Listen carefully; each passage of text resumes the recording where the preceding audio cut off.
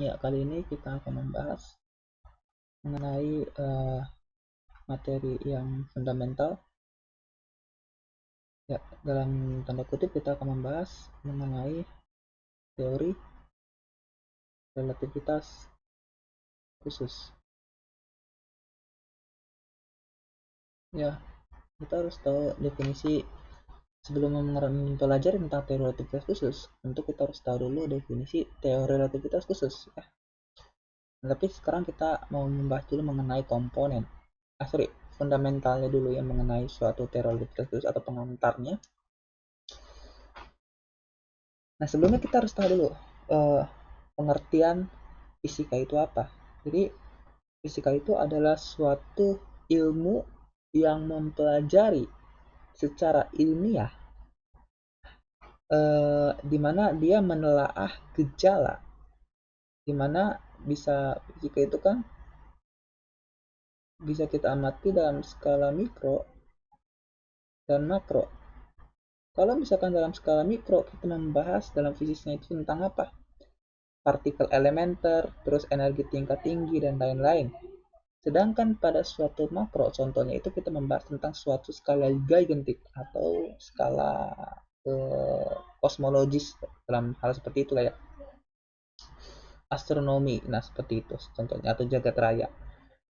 Nah, tentu kalau misalnya kita menghubungkan aspek mikro dan makro, pasti itu ada suatu kaitan yang yaitu adalah jarak atau besaran, atau misalnya dalam kaitannya itu adalah kecepatan. Kalau misalkan kecepatan dari dua indeks ini itu ada dua, yaitu adalah kelajuan tinggi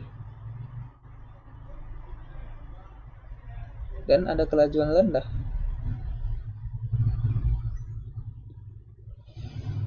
Nah, kelajuan tinggi itu di mana kecepatannya itu hampir mendekati kecepatan c, yaitu adalah 300 juta meter per sekon. Sedangkan untuk kelajuan rendah yang sangat jauh untuk kecepatan yang mendekati c. Tentu kalau misalnya yang jauh terhadap yang mendekati kecepatan c itu adalah kita, ya. Dimana bergerak secara kilometer per sekon atau sampai berapa lagi tuh. Ya, intinya jauh lah perbandingannya. Oke, nah, jadi ini merupakan suatu ruang lingkup fisis. Nah, di sini adalah ruang lingkup relativitas umum itu, relativitas khusus itu. Jadi, relativitas khusus itu juga merupakan suatu tulang punggung. Ya, relativitas khusus itu adalah tulang punggung dalam fisika. Ya, nah, dimana kita harus tahu juga kan fisika itu adalah fisika klasik dan juga ada fisika modern. Nah, yang saya maksud dengan suatu tulang punggungnya itu biasanya especially dalam dalam konteks untuk fisika modern, ya, relativitas khusus ini tentu banyak, nanti saya akan jelaskan di situ. Nah, sumbangan daripada suatu teori relativitas terhadap fisik ya, kalau kita kaitkan dengan fisik ya nggak bisa kita bedakan antara fisika klasik dan fisika modern. Tentu juga untuk relativitas itu juga ada kaitannya dengan fisika klasik yang nggak bisa kita kotak-kotakan, yaitu berkaitan bahwa TR itu berkaitan dua aspek, yaitu space dan time, atau kita definisikan ruang waktu, di mana komponen teori relativitas ini yaitu ruang dan waktu itu mempunyai suatu sumbangsi yang besar atau berkaitan terhadap momentum energi. Nah, ini tuh berkaitan tentang momentum energi. Nah, di mana momentum energi itu menjadi suatu aspek. Aspek apa? Aspek kinematika daripada suatu gejala alam. Jadi momentum energi ini kita akan pelajari atau menjadikan aspek kinematika di situ. Nah, tentu hal-hal ini, partikel-partikel ini tuh harus kita ukur dulu kecepatannya, dalam tanda kutip partikel cahaya. Kecepatan partikel cahaya itu apa? Itu adalah si. Nah, inilah menjadi suatu fondasi kita juga. Komponen utama juga itu adalah kecepatan si. Nah, contohnya kalau misalnya secara realistis dalam bentuk teori, teori relativitas khusus itu juga berhasil menjelaskan tentang apa sih namanya persamaan Maxwell.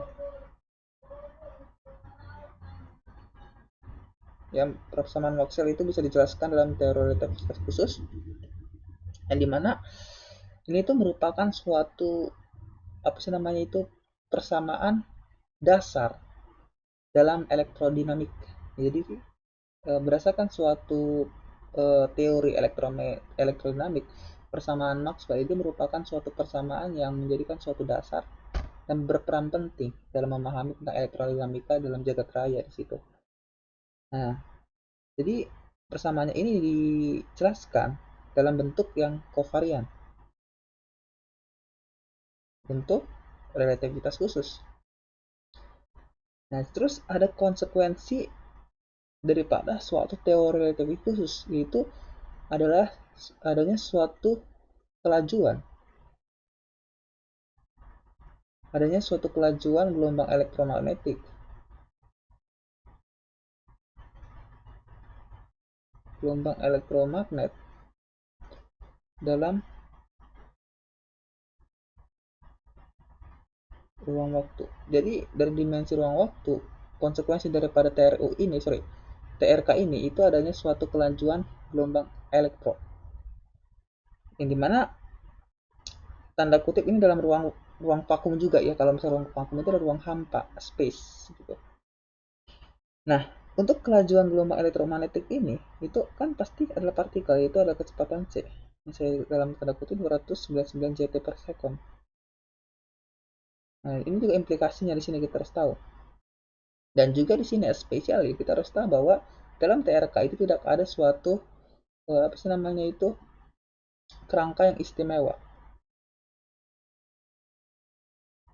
Tidak ada kerangka istimewa dalam TRK, ya. Nah, jadi dalam kerangka inersial, kelajuannya itu kelajuan cahaya atau partikel elektromagnetik yang bergerak itu adalah konstan. Sama dengan C. Dengan kata lain, C itu merupakan suatu besaran yang invarian. Selain itu, berdasarkan suatu persamaan Maxwell yang telah dijelaskan atau bisa dijelaskan dalam TRK, itu berlaku dalam suatu rangka inersial. Yang dimana untuk konsep ruang waktu dan momentum ini itu pasti harus kita ganti. Nah, itu penjelasan tentang TRK ya, atau latar belakang atau pengantar dalam teori khusus. Oke, kita udah membahas tentang aspek apa itu pengantarnya. Sekarang kita membahas mengenai tiga asas yang melandasi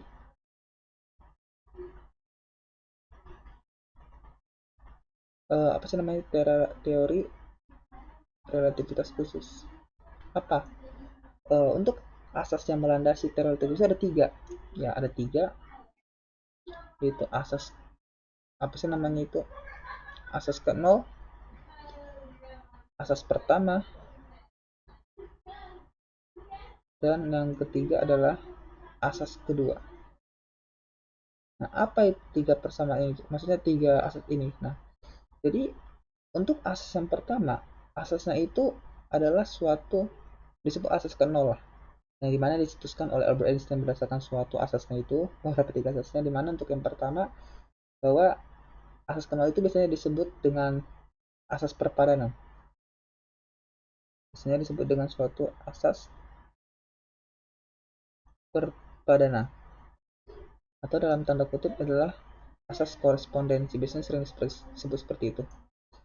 Nah, maksudnya itu asas perpadanan itu adalah dimana gerakan-gerakan partikel dalam suatu ruang vakum itu biasanya dalam kecepatan rendah atau jauh sekali terhadap kecepatan cahaya. Nah, pasti kalau misalkan jauh terhadap kecepatan cahaya, ini mana lebih kecil dari kecepatan cahaya, maka ini pasti akan berlaku untuk hukum Newton. Ya, untuk hukum Newton. Kalau misalkan hukum Newton itu kecil, kecepatannya itu sangat kecil dibandingkan kecepatan cahaya atau sepersekian dibanding berapa juta meter per second, tentu ini pasti mempunyai implikasi menghasilkan momentum yang kecil. Momentum yang kecil.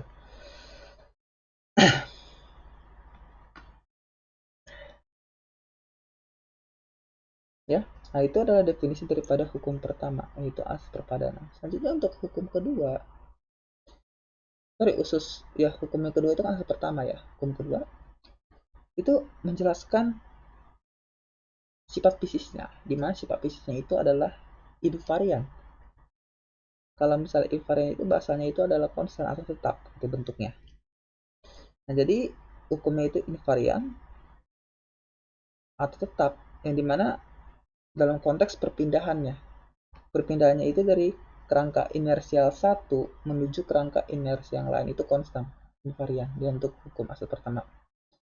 Sedangkan asas yang ketiga atau asas yang kedua, maksudnya nomor tiga asas kedua gitu. Nah, jadi itu menyatakan bahwa untuk laju maksimal daripada suatu kecepatan c itu dimiliki oleh suatu isyarat yang dimana tidak bergantung dari kerangka acuan inersial yang digunakan. Atau untuk laju maksimalnya itu untuk elektromagnetik itu eh, didefinisikan, sorry, bukan kovarian, untuk kedua ini kovarian, ini invariannya saya salah nih. Jadi laju kecepatan itu invarian, sedangkan yang kedua itu menjelaskan tentang bentuknya, yaitu adalah kovarian, yang dimana tetap, sedangkan yang ketiga itu adalah tidak bergantung dari kerangka acuan ya, di dalam konteks kecepatan, sedangkan yang kedua itu dalam konteks bentuk ya. Jadi untuk nilai kelajuan maksimal itu kan c, itu kan konstan tetap 299 juta meter per second. Ini tuh merupakan suatu tetapan alam yang sangat penting, yang dimana saya katakan sekali lagi dia mempunyai peranan yang penting atau peranan utama dalam penelusuran suatu konsep ruang waktu. Inilah menjadikan suatu dasar fundamental kita dalam memahami suatu kosmologik. Dan jika memang kecepatan cahaya itu berubah-ubah, itu pasti akan sulit. Jadi kita dapat mengetahui daripada suatu kecepatan partikel maksimal itu berapa gitu sekian. Nah, kita tahu kita dapat bisa membandingkan dalam suatu satuan meter misalkan ya, 1 banding 299 juta meter per sekon misalkan. Kalau misalnya kita bandingkan satuan meter terhadap kelajuan cahaya 1 banding 299 juta, pasti sangat jauh sekali. Oke, ini adalah penjelasan sedikit. Nah, selanjutnya kita udah membahas tentang asas. Sekarang kita akan membahas tentang suatu lebih konkret lagi. Kita harus tahu ada dua pendekatan di sini kita akan gunakan.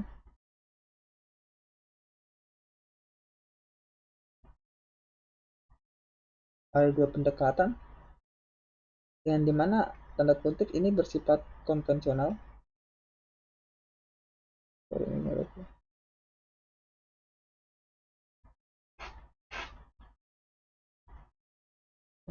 Bersifat konvensional atau misalnya bersifat yang tidak terbarukan lah kalau konvensional ya, dimana dia itu menggunakan suatu aspek yang memisahkan space dan memisahkan time. Biasanya kalau koordinat itu x, y, z untuk space, sedangkan time nya jadi kita akan definisikan r, t atau x, y, z, dan jadi ada 4 dimensi di sini ya tentang pendekatan nih.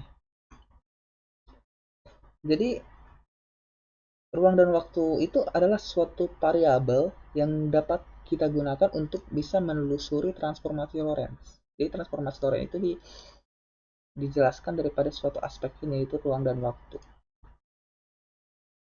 Ya. Jadi kita dapat bisa secara ringkas dan lebih sesuai apabila suatu variabel-variabel ini itu diterapkan untuk proses mikroskopik, di mana dalam tanda konteks pada jarak elementer. Kita harus tahu bahwa data-data daripada suatu hamburan spektroskopi itu biasanya melibatkan suatu besaran momentum dan energi. Jadi berdasarkan suatu ruang dan waktu ini kita akan pakai untuk bisa menganalisis data-data dari hamburan spektroskopi ini dalam suatu tanda kutip jarak elementer. Biasanya ini bersifat apa sih namanya, momentum dan energi. ya.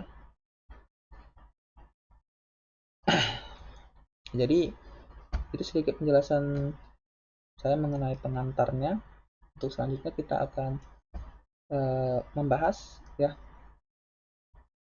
secara lebih dalam lagi dalam matematiknya. Tadi kan penjelasan secara apanya ya. Sekarang kita akan membahas mengenai pendekatan di sini. Yaitu adalah pendekatan energetika dan penjabaran transformasi Lorentz.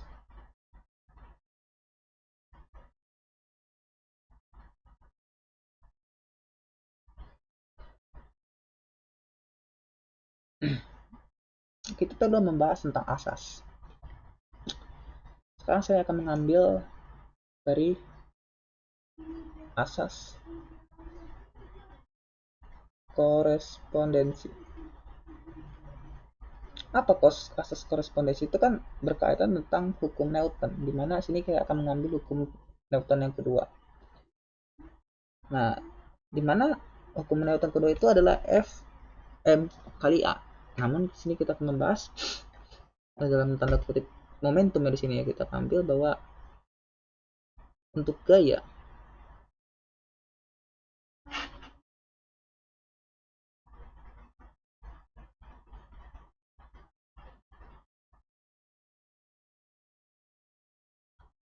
untuk gaya sorry ini kenapa ya?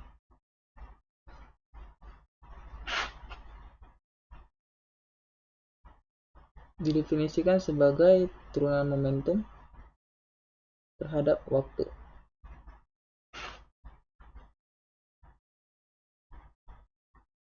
Ya, jadi gaya itu berdasarkan suatu gaya hukum Newton 2 mengatakan bahwa turunan momentum terhadap waktu. Dan untuk yang pertama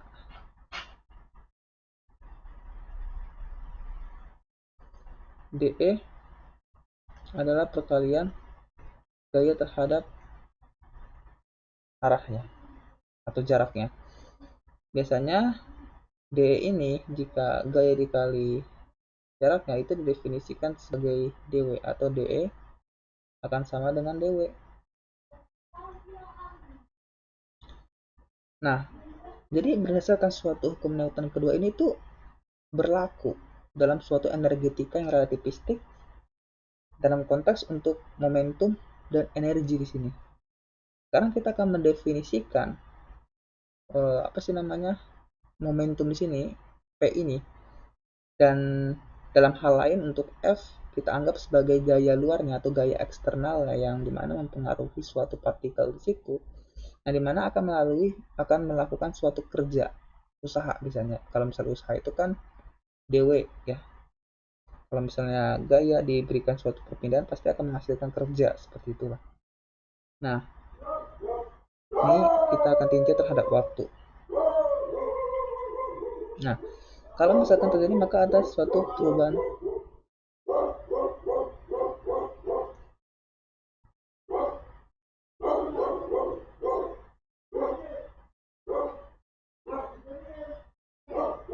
ini ada suatu perubahan momentum. Kalau misalnya terhadap waktu pasti ada perubahan momentumnya, sorry. Nah, biasanya perubahan itu didefinisikan sebagai ini.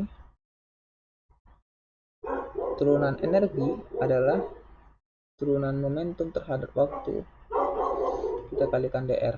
Nah, jadi dp ini kita keluarkan, dr ini kita masukkan, jadi dr per dt dikali dengan dp untuk turunan energi.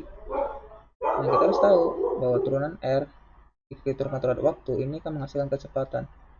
Jadi untuk turunan e adalah v dikali dp. Nah, inilah turunan energinya. Nah, sekarang kita akan meninjau untuk kecepatan. Ada dua kecepatan di sini, mana kecepatan rehat dan non rehat. Nah, untuk kecepatan rehat itu pasti akan sama dengan 0, sedangkan kecepatan yang tidak rehat itu tidak akan sama dengan 0. Nah, seperti itu. Nah, jadi kita akan mengambil konteks di sini. Kita tahu bahwa jika energi adalah 0, tentu kita akan mengambil untuk kecepatan yang tidak rehat atau kecepatan yang bergerak. Nah, jadi kalau misalkan kecepatannya bergerak, tentu dia akan memiliki energi kinetik. Tentu kalau misalnya energi kinetik ada suatu kaitan dengan kecepatan, hingga akan bertambah menjadi energi total. Jadi kita akan definisikan bahwa energi total adalah energi awal ditambah energi pada saat dia bergerak. Kita definisikan energi kinetik, energi rehat tambah energi ini untuk energi total. Selanjutnya, kalau kita anggap bahwa jika jaraknya bergerak lurus, maka turunan E adalah kecepatan dikali turunan momentum. Terus kita mendefinisikan untuk relativistik di sini kecepatan ini kita substitusikan dengan kecepatan cahaya atau kecepatan elektromagnetik, di mana berdasarkan asas tadi yang dimana mengatakan bahwa kecepatan itu adalah sama terhadap suatu kerangka acuan yang lain, di mana kita akan definisi bahwa kecepatan cahaya itu adalah invarian berdasarkan tanda kutip teori kedua, asas kedua teori relativitas. Maka kita dapat bisa melakukan suatu proses integralisasi. Kita akan melakukan suatu proses integrasi di mana E adalah integral dE kan. Nah, dE ini adalah VdP. Jadi kita tahu V ini adalah C. Jadi kita keluarkan konstanta. Jadi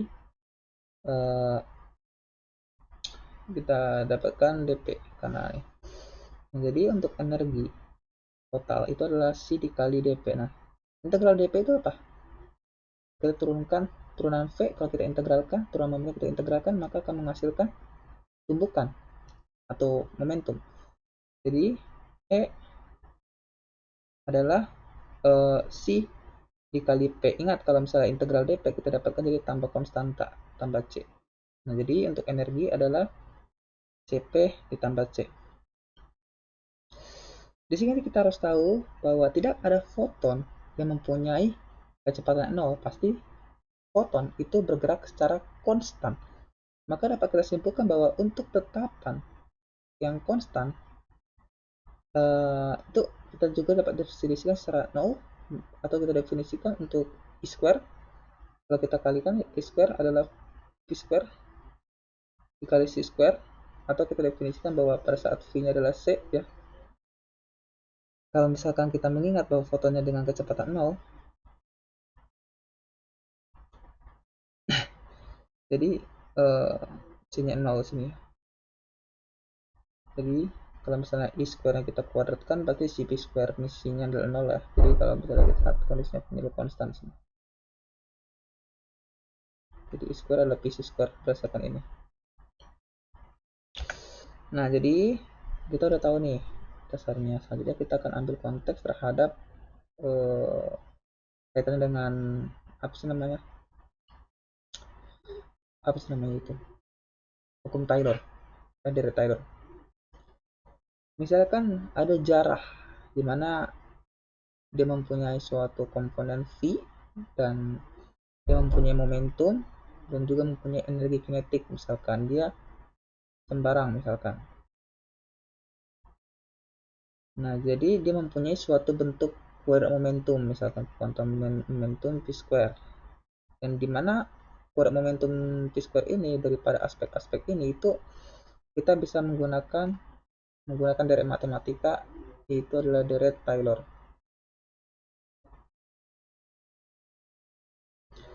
Nah, kita tahu sekali lagi kalau misalkan energi total adalah pengurangan daripada energi total dikurangi energi rehat.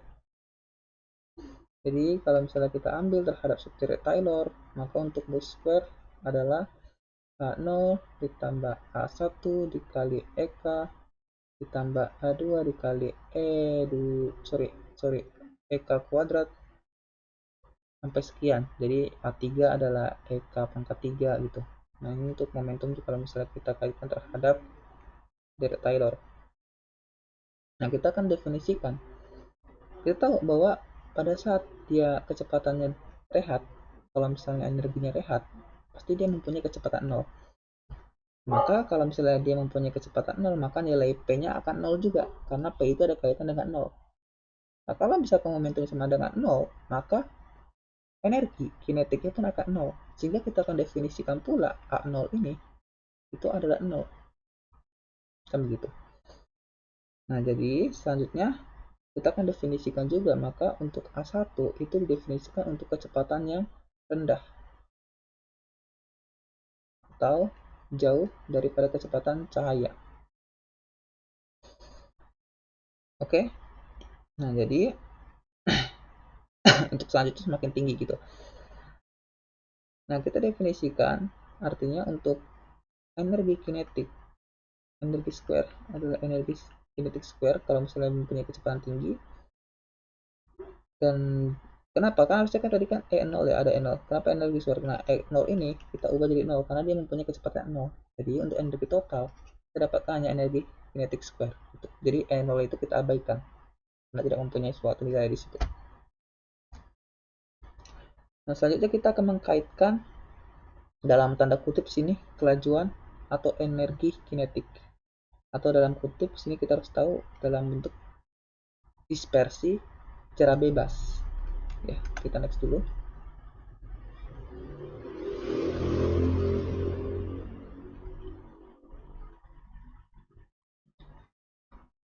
Dispersi jarak bebas.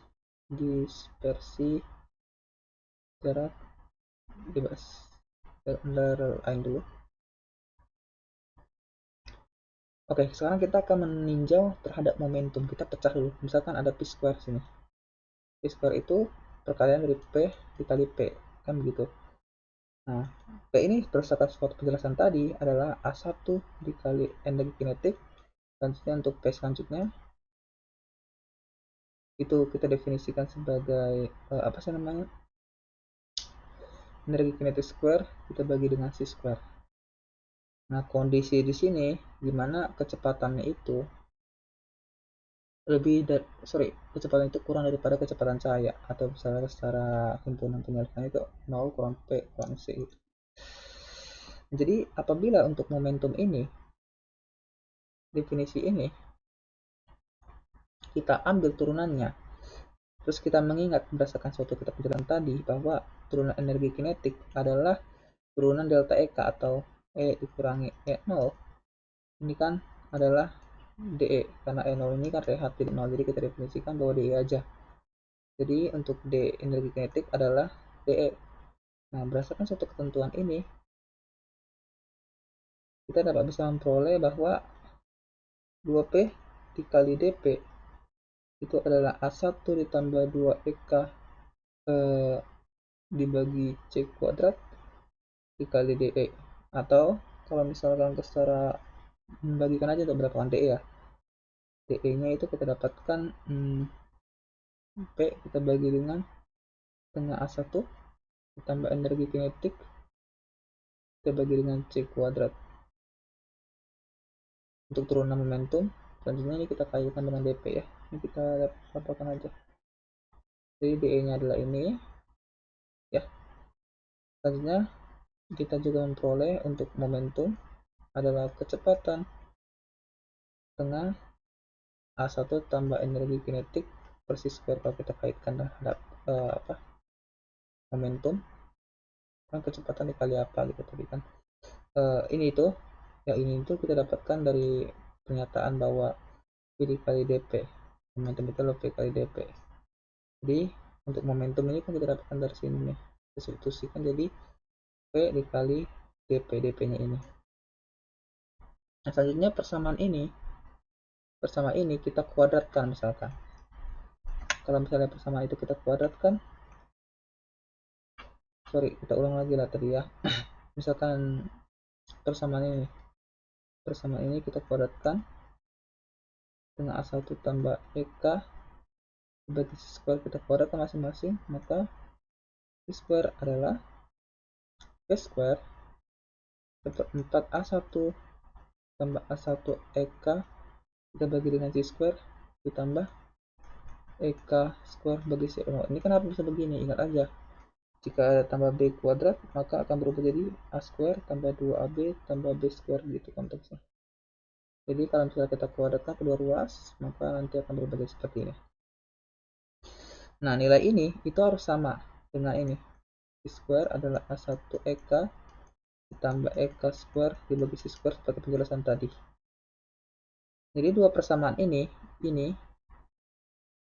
kuadrat persamaan momentum kuadrat dan persamaan momentum kaitan dengan suatu energi tadi, energi kinetik tadi, kita dapat bisa mengumpulkan energi kinetik ini menjadi berpangkat yang sama. Kalau misalnya kita ubah, maka 1 kurangi P square kita bagi C square, kita kali dengan energi kinetik square kita bagi C square, ditambah A1 dikali 1 kurang V square dibagi C square kali energi kinetik, itu akan kita dapatkan seperempat A1 square V square. Dan juga kita akan mengalihkan kedua ruas dengan C square 1 kurang V square kita bagi dengan C square. Kalau misalkan kita kalikan kedua ruas, nanti kita akan mendapatkan nilai momentumnya di sini. Kita akan bisa mendapatkan nilai momentum menjadi energi kinetik square ditambah A1 dikali C square dikali energi kinetik adalah A1 dikali V square kali C square kita bagi dengan 41 kurang V square dibagi C square.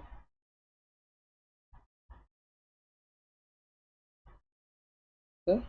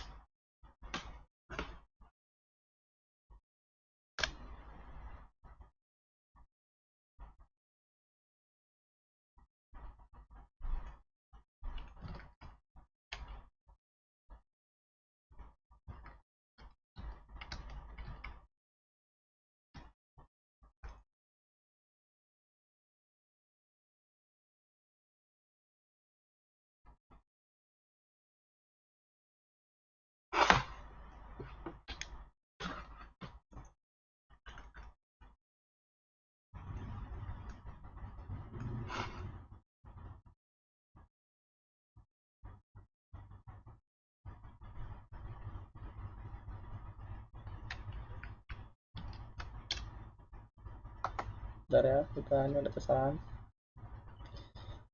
teknis.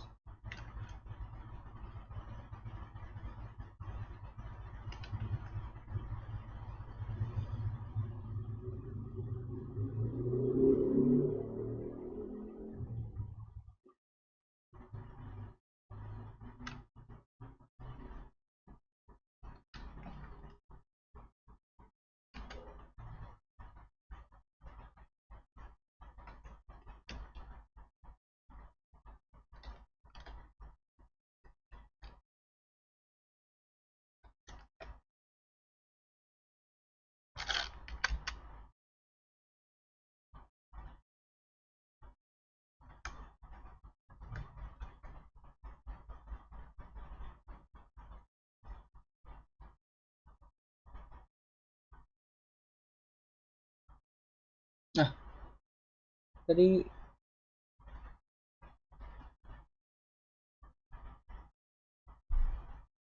kita sudah ya, oke, kita sorry tadi ada suatu kesalahan teknis. Kita lanjut lagi ya. Jadi kan kita mendapatkan energi kinetik seperti ini. Nah, jadi energi kinetik kuadrat tambah 1 kali C square dari itu adalah 1 kali V square bagi 4 kali 1 kurang V square per C kuadrat. Nah, ini itu akan sama dengan nilai V square dikali C square. Hingga untuk momentum nanti kita akan dapatkan A1 dikali V kita bagi dengan akar 1 kurang V kuadrat kita bagi dengan C kuadrat. Nah, jadi ini adalah momentumnya. Momentum relativistik. di persamaan-persamaan penjelasan tadi. Selanjutnya kita akan menjelaskan pada saat momentum rendah atau misalkan dia non relativistik. Untuk non relativistik akan berlaku hukum rumus Newton untuk momentum, yaitu massa kali kecepatan, yaitu adalah massa dikali kecepatan. Dan juga kita akan definisikan 1 kurang v square bagi c square, kalau misalnya mendekati itu pasti akan mendekati 1, hingga kalau misalnya mendekati 1 kita akan dapatkan mv adalah 1 kali v kita bagi dengan 2, karena di sini kita definisikan untuk akar 1 adalah 1, jadi mva 2 kali 1 kali va2 itu adalah mv, momentumnya dalam mendekati 1, seperti itu. Atau A1, kalau kita dapat A1 untuk mekanika, A1 adalah 2M. Ya, begitu. Nah, setelah kita mendapatkan A1 di mana didefinisikan adalah 2M pada didapatkan daripada mekanika Newton,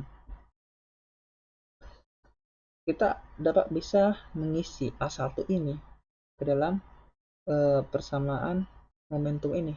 Kita akan masukkan ke dalam persamaan ini untuk A1 hingga nanti kita akan mendapatkan suatu momentum relativistik yang total, dimana untuk momentum relativistik totalnya itu secara ke fullnya itu definisikan sebagai ini.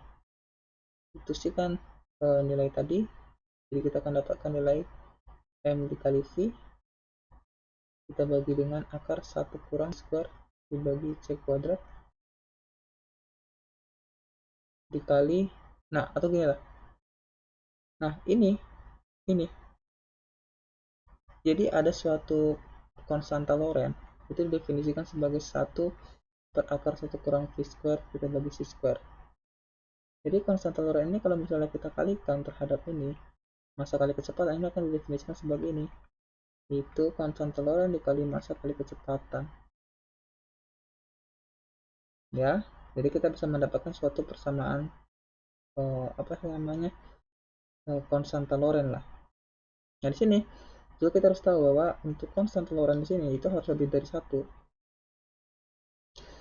Nah selanjutnya A1 yang dimana sama dengan 2M ini kita akan masukkan kembali, ya kita akan masukkan kembali ke dalam persamaan momentum yang dimana kita kaitkan dari persamaan sebelumnya tadi, ya kalau misalnya kita kaitkan kita substitusikan terhadap sesuatu ini, kita akan mendapatkan, kita kembalikan lagi untuk bisa menghasilkan suatu definisi daripada energi kinetik, ya. Atau kita akan mendapatkan hasil nanti konstanta Lorentz dikali massa kali kecepatan adalah V massa ditambah energi kinetik dibagi C kuadrat. Nah, atau kita definisikan untuk bisa mendapat nilai energi kinetik adalah mc kuadrat kita kali gamma kurang 1, kalau misalnya kita secara matematika lagi. Jadi untuk energi kinetik kita akan mendapatkan hasil yaitu adalah mc kuadrat dikali gamma kurang 1. Nah, selanjutnya kita harus lihat di sini bahwa energi kinetik partikel itu adalah suatu energi relativistik partikel dikurangi dengan suatu energi rehatnya. Jadi kalau misalkan secara matematika lagi definisikan untuk energi kinetik partikel dalam relativistik itu adalah seperti tadi. Nah ini dia ya. Jadi kayak ini itu didefinisikan sebagai energi relativistik partikel, energi relativistik pada saat dia rehat. Selanjutnya kita akan mendefinisikan untuk energi adalah gamma mc kuadrat atau gamma satu per 1 kurang akar 1 kurang per kuadrat kan, jadi mc kuadrat adalah akar 1 kurang p kuadrat per c kuadrat. Nah jadi kita juga dapat definisikan untuk energi rehat. Untuk energi rehat adalah mc kuadrat. Nah jadi kita dapat energi rehat adalah mc kuadrat. Nah selanjutnya kita membahas nih dalam bentuk limit non relativistik. Nah kalau misalnya untuk limit non relativistik ini kan gamma kurang 1, jadi 1 kurang v square dibagi c square pangkat minus setengah, kan gamma kurang 1 berdasarkan tadi lah nih yang ini. tapi kita buat menjadi seperti ini. Eh, ini juga akan sama dengan 1 tambah V square per 2 C square dikurangi 1, atau V square per 2 C square. Jadi ini kalau misalnya kita tinjau dalam bentuk limit non relativistik ya. Nah, selanjutnya kita akan menghubungkan dengan suatu energi kinetik non relativistik. Substitusikan mc square dikali v square per 2 c square, atau kita nanti mendapatkan hasil akan sama dengan setengah mv kuadrat untuk energi kinetiknya. Nah, ini itu bersesuaian dengan teori Newton ya. Nah, selanjutnya kita akan mencari untuk kuadrat energi relativistik partikel. Kalau misalnya energi kuadrat relativistik partikel itu I square m square c pangkat 4, kita bagi 1 kurang v square, kita bagi dengan c square. Ini akan sama dengan 1 per 1 kurang v square, kita bagi dengan c square. Substitusikan, jadi nanti kita akan dapatkan m square dikali c pangkat 4 dikurang m square kali v square dikali dengan c square tambah m square v square kali c square, atau kita akan dapatkan m square dikali c pangkat 4, kita kali 1 kurang v square bagi c square, kita bagi dengan 1 kurang v square bagi c square, ditambah dengan mv akar 1 kurang v square bagi c square, ini kan dikuadratkan dikali c square. Kalau misalnya lakukan matematika lagi, di sini kita akan dapatkan m square c pangkat 4 ditambah momentum. Kita definisikan bahwa ini adalah momentum kuadrat ya kan, ini kan momentumnya, jadi kita substitusikan langsung aja bermudah, v square c square. Jadi untuk energi kinetik square adalah ini mc square, s square adalah s square kali c pangkat 4 tambah v square kali c square, sehingga didapatkan s square nya adalah ini, atau E adalah akar p square kali c square tambah f square dikali c pangkat 4. Nah, jadi kalau misalnya kita hubungkan dengan momentum, massa, dan energi, kita ganti warna merah, jadi momentum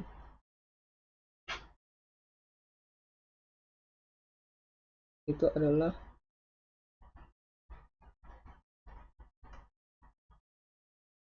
gamma dikali massa kali kecepatan, atau gamma dikali mc square dikali kecepatan kita bagi dengan c square, atau habis nanti kita akan dapatkan energi dikali V kita bagi dengan c square ya. Jadi energi dikali V kita bagi dengan c square, ini adalah momentumnya. Nah, jadi kita udah bisa mendapatkan beberapa rumus momentum, energi relativistik, terus apa sih namanya, konstanta Lorentz, dan lain-lain. Nah, sekarang kita akan membahas sedikit aja, dimana di sini ada hubungan yang menyatakan energi perkalian momentum dan kecepatan cahaya dan energi rehat. Nah, sekarang kita akan melihat sini ada hubungan, kita misalkan buat menjadikan segitiga. Nah, jadi ada suatu hubungan segitiga terhadap suatu 3 komponen tadi. Misalkan di sini adalah E, di sini adalah P, dan ini adalah mc square. Jadi berdasarkan suatu hubungan yang sudah kita dapat, kita dapat bisa menghasilkan suatu hubungan antara mc square, E, dan P adalah dalam bentuk hampir mirip dengan Pythagoras. Mungkin sekian dulu penjelasan saya mengenai relativitas khusus. Mohon maaf jika banyak salah kata. Saya ucapkan terima kasih.